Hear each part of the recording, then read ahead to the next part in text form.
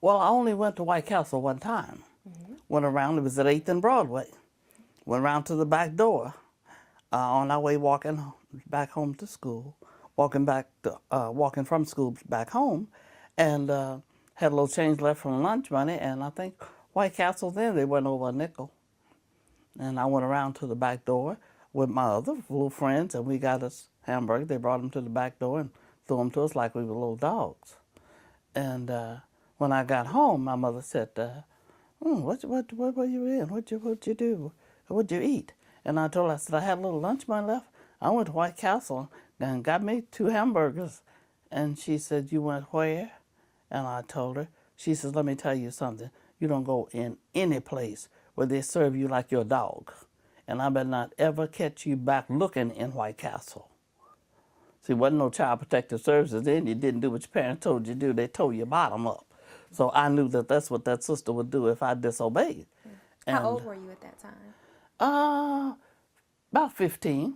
And so she wanted you not 15 to go or any place 16. through a back door? Didn't go in the back door. And she wouldn't allow me to buy anything on 4th Street because they didn't serve you at the counter. You couldn't get your food at the counter. You had to walk out to by the side of the door or something to get it. Anyway, you couldn't sit down with the other people like you were a human being too.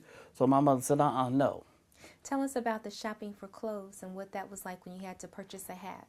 Well, when my mother had to purchase a hat, she was going to purchase me a coat at Kaufman Straws. That year, I think I was probably maybe 14 or 15. The Chesterfield coat came out, kind of like the men's top coat, but had the velvet collar. I had to have one. So my mother said, when she'd get off the bus at 4th and Walnut, I'd meet her there, and she'd take me right up to Kaufman Straws. So we went in there, and the lady had the coat. She went and got the coat and all. And my mother, taking the coat from her, was getting ready to try the coat on me, and she grabbed the coat back from my mother. She said, oh, no, she can't try this coat on. So my mother grabbed the coat back. She didn't go to the Highlander with me. So my mother snatched the coat back out of her hand and threw it on the floor and told her, I don't pay for nothing that I can't try on. The Highlanders where you had the training on. Yes. she wasn't quite the nonviolent.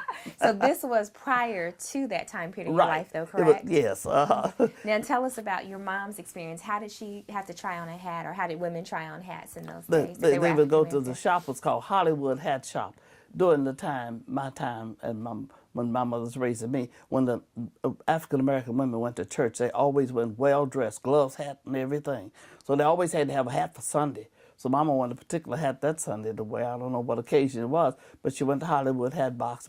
I went with her, and she picked out her hat and all, and she sat down in the chair. And I don't know where this lady came from, but this lady got there before my mother got this hat to her head, and she put a whole bunch of newspaper on top of my mother's head and was getting ready to put the hat. Now, I don't say that my mother knocked her down, but all of a sudden everything was falling. And the lady was falling too. So, and my mother grabbed me by the hand and says, come on, let me get out of here.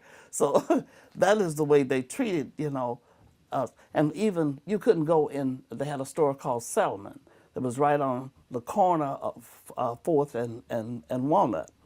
You couldn't go in that period. Then Stewart's Dry Goods, you probably could go in there. But the treatment that you got, the security would follow you around and just made you feel like that you was nothing.